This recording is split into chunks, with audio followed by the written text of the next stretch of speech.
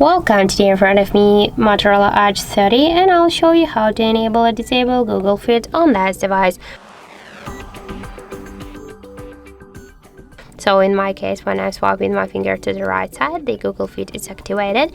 If you want to turn it off, you should hold for a while one from your device screens and tap to the home settings. Then you'll see here the swipe access section and switch Google Fit to nothing.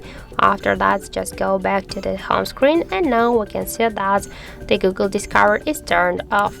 So if you want to turn it on again, just hold by the same way with your finger, click to the home screen and tap to swipe access and switch nothing to Google Fit. And now we can see that we just activated it back.